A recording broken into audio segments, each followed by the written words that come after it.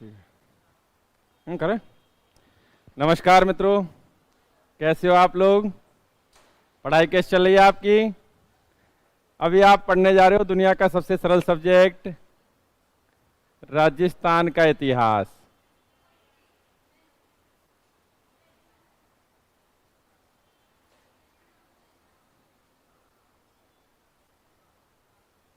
हाँ जी, अब ध्यान लगाएं पूरा।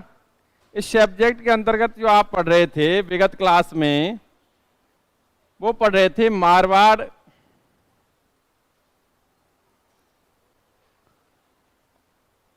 जोधपुर का राठौड़ वंश।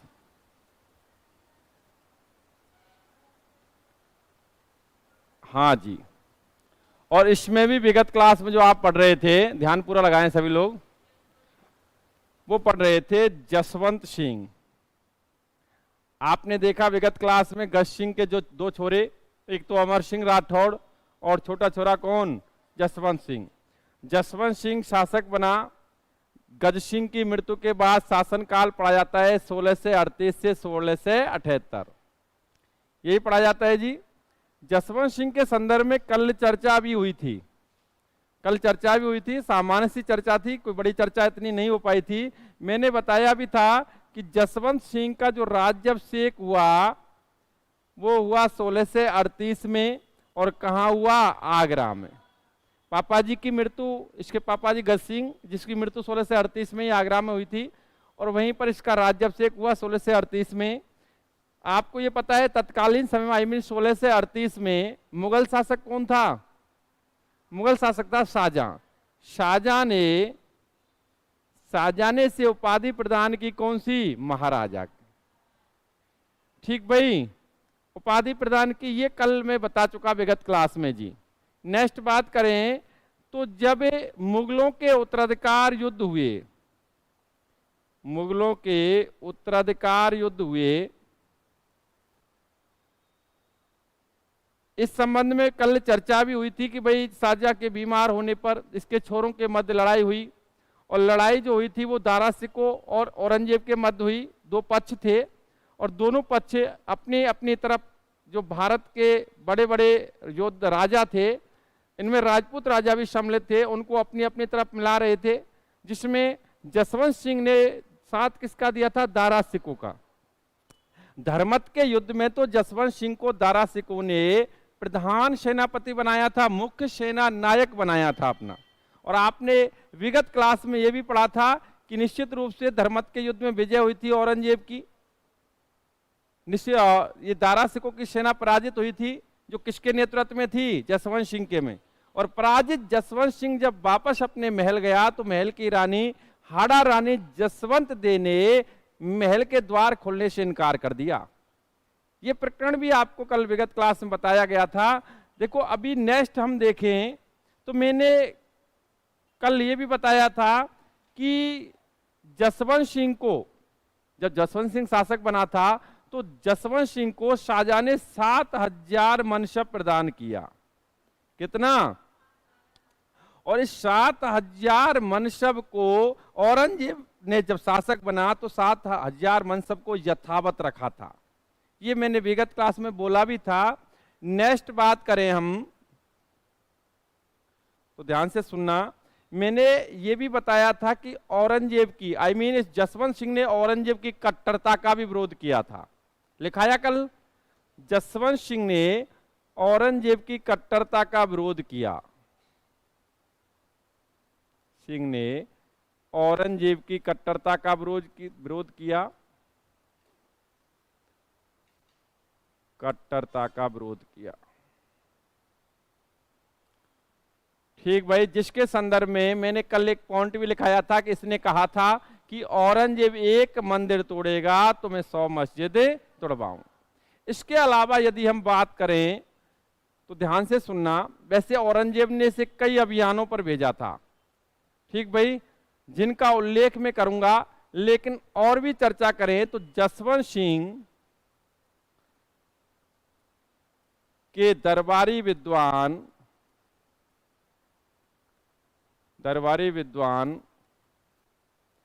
दलपत मिश्र ने मिस्र ने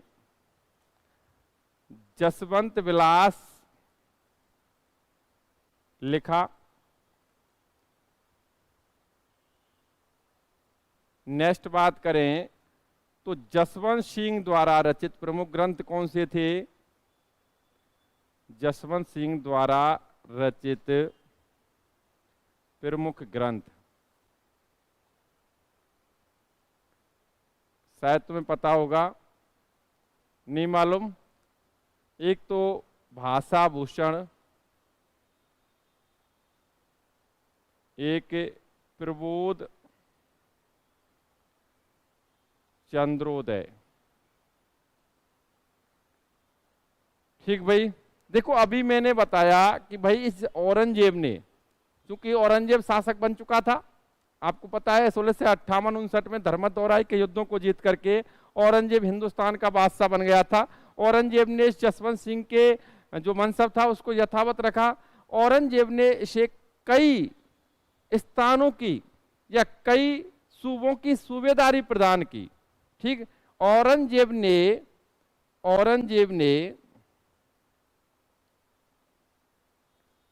जसवंत सिंह को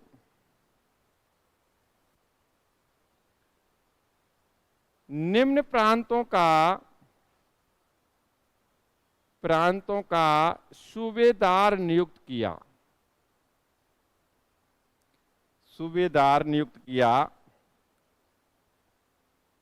जिसमें नाम आते हैं, एक तो आता है गुजरात, इसे गुजरात का सूबेदार बनाया था और वो बनाया था 1659 में। इसे दक्षिण का सूबेदार बनाया गया था, शिवाजी के विरुद्ध भेजा गया था दक्षिण में, और ये बनाया 1662 में। और इसे आपको पता हो तो इसकी मृत्यु अफगानिस्तान में हुई थी, और इसे काबुल का सूबेदार बनाया गया था। काबुल का सूबेदार बनाया था 1673 में। ठीक भाई, 1673 में इसे काबुल का सूबेदार बनाया गया था। मैं आपको इसलिए उल्लेख कर रहा हूं, इसे ये सूबेदारी भी प्राप्त हुई थी। इसी दौरान इसने मुगलों के लिए अभियान भी किए थे। और आपको बता दूं, काबुल सूबेदारी के दौरान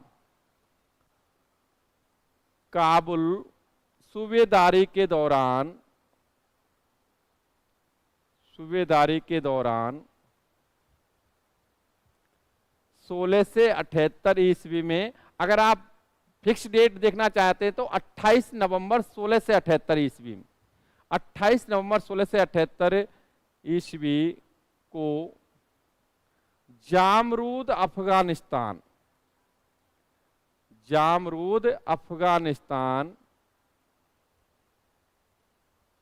में इसकी मृत्यु हो गई।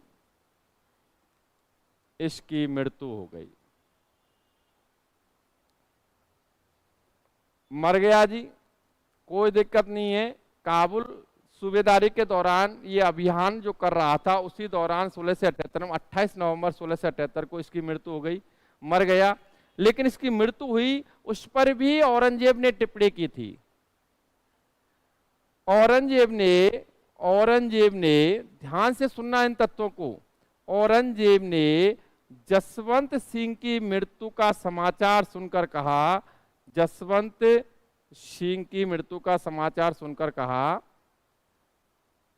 कि मृत्यु का समाचार सुनकर कहा,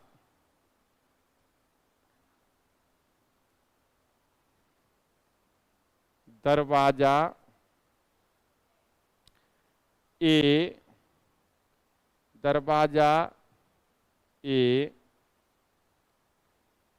कुफ्र शिकस्त। क्या कहा था? दरवाजा ए कुफ्र शिकस्त। ये कहा था किसने? औरंगजेब ने। अर्थात धर्म विरोध का दरवाजा टूट गया या दरवाजा ढह गया। अर्थात इसका मतलब है कुफ्र यानी मुस्लिम धर्म का जो विरोधी होता है वो काफिर कहलाता है। ठीक भाई, अर्थात मेरे जो धर्म का विरोध कर रहा था वो व्यक्ति मर गया। ये किसने कहा था? औरंगजेब ने। किसके संदर्भ में कहा था? जसवंत सिंह। जसवंत सिंह की मृत्यु पर औरंगजेब ने क्या कहा था? दरवाजा ए कुफ्र शिकस्त। ठीक भाई, अर्थात आप ये भी पढ़ सकते हो, धर्म विरोध का दरवाजा टूट गया। मृत्यु कहाँ हुई? जामरूद में। कब हुई? 28 नवंबर 1678 को। ठीक भाई, अब हम इसके अलावा और यदि हम देखें, हम देखो सीधा क्रम से देखते हैं, कुछ नहीं था विशेष पढ़ने के लिए। आपने देखा राज्याभिषेक 38 में हुआ। आपने उसके बाद यही देखा कि 38 में राज्याभिषेक हुआ, उस समय शाहजहां से महाराजा की उपाधि प्रदान की। नेक्स्ट, मुगलों के उत्तराधिकार युद्ध होते हैं, ये किसका सहयोग देता है? दारा सिक्कों का। धर्मत के युद्ध में, दोराई के युद्ध में तो ये किसी का साथ नहीं देता है। और धर्मत के युद्ध में जब ये पराजित हुआ तो उस समय एक वो महल की रानी ने वो दरवाजे नहीं खोले, वो प्रकरण आपने देखा। उसके बाद हम आगे बढ़े तो सीधा सीधा देखो, जसवंत सिंह जो कि शासक बना, उस समय से 7000 मनसब प्रदान किया था। किसने? शाहजहां ने, जिसको औरंगजेब ने भी यथावत रखा था। इसके अलावा इसने औरंगजेब की कट्टरता का विरोध भी किया था। जैसा कि औरंगजेब के संदर्भ में आपने राज सिंह के समय भी कुछ वक्तव्य पढ़े थे। कट्टरता का विरोध किया तो इसने उससे क्या कहा कि भाई औरंगजेब तू एक मंदिर तोड़ेगा तो मैं 100 मस्जिद तोड़वाऊंगा। इस प्रकार कट्टरता का विरोध किया था। इसके अलावा दलपति मिश्र ने कौन सा ग्रंथ लिखा? जसवंत विलास। इसने स्वयं ने कौन सा लिखा? भाषाभूषण और प्रबोध चंद्रोदय। ठीक भाई, इसके अलावा हम देखें कि इसे कई स्थानों की सूबेदारी प्रदान की गई, चाहे वो गुजरात हो, चाहे दक्षिण हो, चाहे काबुल हो। और काबुल की सूबेदारी के दौरान ही इसकी मृत्यु हो गई, मर गया जी। और इसके मरने पर औरंगजेब ने क्या कहा कि आज कुफ्र का दरवाजा टूट गया, अर्थात मेरे धर्म का विरोध करने वाला मर गया। दरवाजा एक कुफ्र शिकस्त, ये कहा था किसने? औरंगजेब। अभी एक और चीज बता दूं, इसका जो दरबारी कवि हुआ वो हुआ मोहलौत नेडसी। कौन हुआ? मोहलौत नेडसी। ये आपने नाम सुना होगा, जानते होंगे, और मैंने देखा है कई जगह तो ये व्यक्तित्व के रूप में भी पढ़े जाते हैं, मोहलौत नेडसी। ठीक भाई, सुनना ध्यान से। ये किसके दरबारी कवि थे? जसवंत सिंह के। ठीक भाई, 16 से 10 में इनका जन्म हुआ था और 16 से 70 में इनकी मृत्यु हुई थी। जसवंत सिंह के दरबारी कवि, उनके दीवान होने की वजह से ये निश्चित रूप से इनके संदर्भ में पढ़े जाते हैं। अब ध्यान से सुनना, मोहलौत नेडसी, इसका एक क्वेश्चन मैंने आपको विगत समय में बताया भी था, मोहलौत नेडसी का। ठीक, अगर देखें हम तो 16 से 10 में जन्म है और 16 से 70 में इसकी मृत्यु है। 16 से 10 से 16 से 70। हम बात करें, इसका एक विगत क्लास में क्वेश्चन बताया था मोहलौत नेडसी का। मैंने बताया था हिंदी ग्रंथ अकादमी की जो किताब आती है हुकमचंद जैन नारायण माली की, उसके पहले पेज पर ही लिखा है कि राजस्थान इतिहास लेखन का सर्वप्रथम प्रयास किसने किया? और वो आंसर क्या था? मोहलौत नेडसी। ये मैं बता चुका हूं और सभी को आंसर याद है, बड़ी खुशी की बात है। ठीक भाई, आपको पता हो मुंशी देवी प्रसाद ने इसे राजपूताने का अबुल फजल कहा। क्या कहा? राजपूताने का अबुल फजल कहा।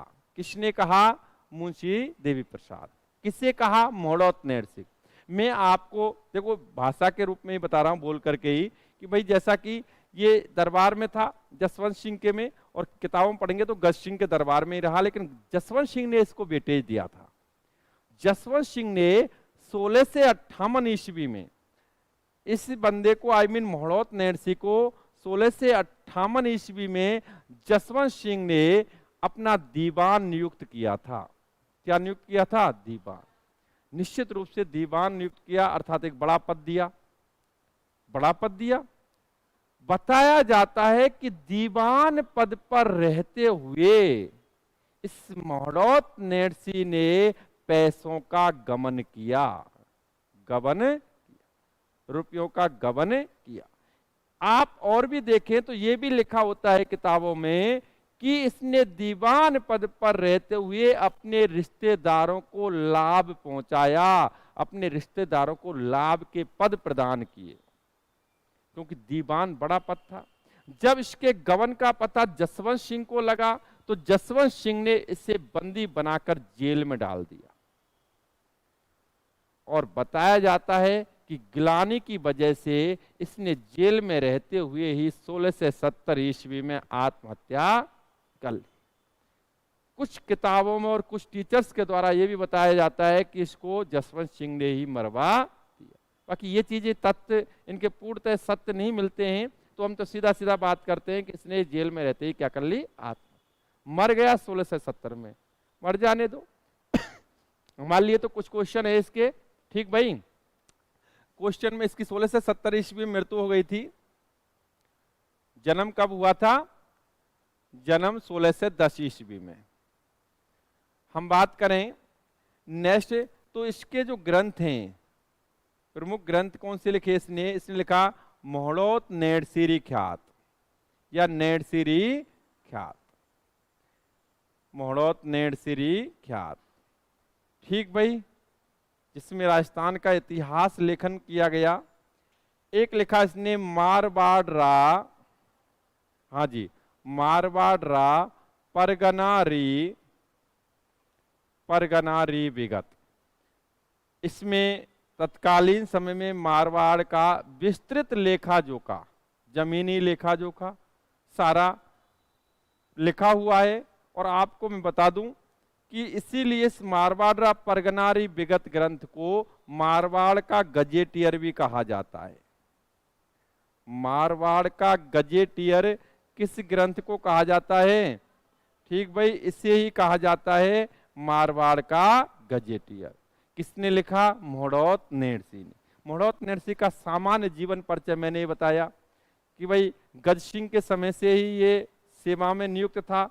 आगे चल करके जसवंत सिंह की भी सेवा की और जसवंत सिंह ने इसे बड़ा पद प्रदान किया, लेकिन इसने धोखेबाजी की, जैसा कि लिखा होता है कि पैसों का गबन किया, रिश्तेदारों को लाभ पहुंचाया, बंदी बना के जेल में डाला, शर्म के मारे आत्महत्या कर ली, मर गया। ठीक है, पढ़ने को क्या है? राजपुताने का अबुल फजल किसे कहा जाता है? मोहड़ोत नेड़सी को। मोहड़ोत नेड़सी को राजपुताने का अबुल फजल किसने कहा? मुंशी देवी प्रसाद ने। नेक्स्ट, मोहड़ोत नेड़सी ने कौन कौन से ग्रंथों की रचना की? नेड़सिरी ख्यात और मारवाड़ परगनारी। मारवाड़ का गजेटियर किस ग्रंथ को कहा जाता है? बस, राजस्थान इतिहास लेखन का सर्वप्रथम प्रयास किसने किया? मोहड़ोत नेड़सी। ले जी, ये बात है, लिख लो। ठीक भाई, तो अभी आप ये जसवंत सिंह के संदर्भ में कुछ तथ्य पढ़ रहे थे, लेकिन और चीज बताऊं मैं आपको, ध्यान से सुनना आप लोग, बड़े रोचक तथ्य हैं जी। यहां आपने देखा जसवंत सिंह, ध्यान से सुनना आप, जसवंत सिंह जिसकी मृत्यु कब हुई? मृत्यु हुई 28 नवंबर 1678। मर जाने दो, मर गए, हम क्या करें, हमने तो यही पढ़ा ना। अभी बात करें, मृत्यु हो गई, लेकिन जब ये मरा था तब इसकी कोई भी जीवित संतान नहीं थी। ठीक भाई, लेकिन चूंकि ये बड़ा पैरा होगा, अजीत सिंह की एंट्री हो जाएगी इसी बीच में, एक बड़ी कहानी आपको सुनने को मिलेगी। बड़ी सीधा सीधा पॉइंट पे आते हैं कि जसवंत सिंह की जब मृत्यु हुई जामरूद में, उस समय उसकी कोई भी जीवित संतान,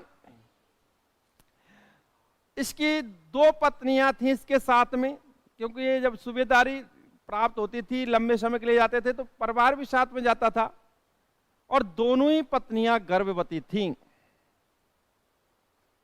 इसकी दोनों ही पत्नियां क्या थीं? गर्भवती। जब इसकी मृत्यु हुई तो बताया जाता है चूंकि वे गर्भवती थीं तो सती तो हो नहीं सकती थी साथ में, अतः वो सती तो हुई नहीं। अतः जब इसकी मृत्यु हो गई तो वहां से जब ये वापस आ रहे थे तो रास्ते में 1679 ईस्वी में, रास्ते में 1679 ईस्वी में, ठीक भाई, फरवरी में बात है, 19 फरवरी 1679 ईस्वी में लाहौर में, कहा? लाहौर में, उधर से आ रहे थे वापस, काबुल अभी सूबेदारी को छोड़कर के वापस आ रहे थे, तो लाहौर में रास्ते में दोनों पत्नियों के 2 पुत्रों का जन्म हुआ। दोनों पत्नियों के 2 पुत्र पैदा हुए। एक तो था अजीत सिंह और एक था दल थम्बन।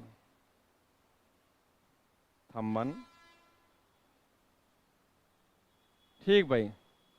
अजीत सिंह और दल थमन 2 पुत्र पैदा हुए दोनों रानियों के, क्योंकि दोनों रानियां गर्भवती थी जब मरा था भैया। अब चूंकि आपको बता दूं, जैसे ही जसवंत सिंह की मृत्यु हुई थी, उसके बाद षड्यंत्र के तहत औरंगजेब ने जोधपुर को खालसा घोषित कर दिया था। क्या घोषित कर दिया था? I mean 1678 में खालसा घोषित हुआ था ये दोबारा। पहले आपने पता 81-83 खालसा रहा था। अब इस जसवंत सिंह की मृत्यु के बाद यानी 28 नवंबर 1678 के बाद फिर से खालसा घोषित कर दिया। सारे अधिकार किसके हाथों में चले गए? औरंगजेब के हाथों में। औरंगजेब ने यहाँ मुगल चौकियां स्थापित कर दी। अब चूंकि उस समय तो भाई ये जो राजपूत सरदार थे, राठौड़ सरदार थे, ये ऑब्जेक्शन भी नहीं कर सकते थे, क्योंकि उस समय तो कोई इनका भाई राजकुमार था ही नहीं, कोई गद्दी का दावेदार था ही नहीं। लेकिन कुछ समय बाद ही राजकुमारों ने जन्म ले लिया। अब जैसे ही राजकुमार धरती पे आए तो इनके साथ में देखो, लाहौर जब आए थे, वापस आ रहे थे, उनके साथ में दुर्गादास राठौड़ जैसे वीर स्वामी भक्त लोग भी थे, मुकुंदास खींची जैसे वफादार व्यक्ति भी थे। बताया जाता है कि इन्होंने भाई संदेश भिजवाया औरंगजेब को कि हमारे राजकुमार धरती पे आ गए, आई मीन राजकुमारों का जन्म हो गया जी, और अब इन्हें राजा स्वीकार करो, खालसा हटाओ जोधपुर से। औरंगजेब ने संदेश भिजवाया, वापस रिटर्न संदेश भिजवाया कि आप ऐसा करो, दिल्ली आ जाओ, और जब आप दिल्ली आ जाओगे उसके बाद ये निर्णय ले लेंगे। अब यहां से दोनों रानियां, दोनों राजकुमारों को लेकर के दुर्गादास राठौड़ कहां जाते हैं? दिल्ली। ये अब कहां जाते हैं? दिल्ली। और दिल्ली जाते हैं तो दिल्ली में इन्हें रखा जाता है रूप सिंह की हवेली में। किसकी हवेली में? रूप सिंह की हवेली में इन्हें रखा जाता है। और मैं आपको बता दूं कि यहां इनको एक तरह से नजरबंद कर दिया जाता है। देखो कितना सरल है। महाराजी जसवंत सिंह, रानियां गर्भवती थीं, लेकिन उस समय जीवित पुत्र कोई भी नहीं था। लौट रहे थे, रास्ते में 19 फरवरी 1679 को लाहौर में 2 छोरे पैदा हुए दोनों रानियों से। दुर्गादास राठौड़ ने मैसेज किया किसको? औरंगजेब को, भाई राजा घोषित करो, खालसा हटाओ। उसने कहा दिल्ली लेके आ जा, यही निर्णय लेंगे। अब दिल्ली आ गए और कहां रखा गया? रूप सिंह की हवेली में। औरंगजेब की मंशा सही नहीं थी। औरंगजेब इसे राजा घोषित करना नहीं चाहता था। बताया जाता है कि रूप सिंह की हवेली में जहां इन्हें रखा गया था, वहां पर इनको नजरबंद कर दिया गया, एक तरह से बंदी बनाकर रखा गया। कुछ दिन निकल गए। जब दुर्गादास राठौड़ को एहसास हुआ, मुकुंद दास खींची जैसे व्यक्ति थे, वीर पुरुष थे इनके साथ में, उनको एहसास हुआ। इसकी दहाई भी थी। अजीत सिंह की दहाई का नाम जानते हो? गौराधाय, जिसे बाघेली भी कहा जाता है। गौराधाय या बाघेली, जिसे मारवाड़ की पन्ना धाय कहा जाता है। बताया जाता है कि जब इन्हें एहसास हुआ कि ना तो हमें राजा घोषित किया जा रहा है और एक तरह से हमें बंदी बना के रख लिया गया है, और ये डर सताने लगा दुर्गादास राठौड़ को। दुर्गादास राठौड़ नाम सुना होगा, राठौड़ों का यूलिसेस, राठौड़ों का गैरीबाल्डी, ठीक भाई, पता होगा, मारवाड़ का रक्षक। और भी उसके संदर्भ में हम बड़ी चर्चा कर देंगे अलग से। बताया जाता है कि दुर्गादास राठौड़ को संदेह हुआ कि भाई ये औरंगजेब हमारे राजकुमार को मरवा सकता है, तो अब राजा घोषित करवाने का उद्देश्य ना रहकर वहां से भागने का या निकलने का उद्देश्य रह गया। बताया जाता है इस उद्देश्य में वो सफल हुए। दुर्गादास राठौड़ मुकुंद दास खींची बाघेली या गोराधाय की मदद से यहां से भागने में सफल होते हैं। जब भाग रहे थे, यहां से निकल रहे थे, तो उन पर मुगल सैनिकों द्वारा हमला कर दिया जाता है। संघर्ष में दोनों रानियां मर जाती हैं जी, कोई बात नहीं। ये पुत्र भी मर जाता है दलथम्बन। अब रह कौन जाता है? अजीत सिंह। अजीत सिंह को ले जाया जाता है और आने वाले समय में अजीत सिंह का लालन पालन होता है जी। आपको बता दें, कालिंदी में, कालिंदी सरोई में है। कालिंदी सरोई में पुष्करणा ब्राह्मण जयदेव के घर में, पुष्करणा ब्राह्मण जयदेव के घर में इसका लालन पालन होता है। मुकुंद दास खींची इसकी निगरानी के लिए नियुक्त कर दिया जाता है कि तुम दूर रह करके, इसके पास नहीं दूर रह करके और निगरानी करो, ध्यान रखो अपने राजकुमार का। इधर वहां अगर देखें तो एक तरह से अभी बताऊंगा मैं, निगरानी के लिए नियुक्त कर दिया जाता है। दुर्गा दास राठौड़ लगातार संघर्ष करता है, प्रयास करता है अपने राजकुमार को राजा घोषित करवाने के लिए। ठीक भाई, इसी क्रम में औरंगजेब इनसे कहता है दुर्गादास राठौड़ से कि आप भागे क्यों, आपने भागकर गलती की है और आप यहां पर वापस आए, तभी हम आपको राजा घोषित करेंगे। तो बताया जाता है कि गौराधाय, जिसे मारवाड़ की पन्नाधाय कहा जाता है, बाघेली, वह अपने पुत्र को, क्योंकि औरंगजेब ने थोड़ी देखा था, उसको इसके स्थान पर भिजवा देती है। यहां पर पालन हो रहा है किसका, अजीत सिंह का, वो वहां पर पहुंच जाता है, लेकिन कुछ समय बाद ही औरंगजेब को पता चल जाता है और इसके कारण वह जो पुत्र था वो मारा जाता है। अर्थात अपने पुत्र का बलिदान करती है कौन, गौराधाय, इसीलिए उसे मारवाड़ की पन्नाधाय कहा। ऐसा पढ़ने को मिलता है जी। और बताएं आपको, जब कालिंदी में लालन पालन हो रहा था इसका, उसके बाद राज सिंह इसकी मदद करता है और राज सिंह इसी अजीत सिंह को कैलवा की जागीर देता है। मैंने आपको राज सिंह के समय लिखाया होगा कि भाई मेवाड़ और मारवाड़ संबंध पुनः अटूट होते हैं, पुनः स्थापित होते हैं अजीत सिंह को शरण देकर।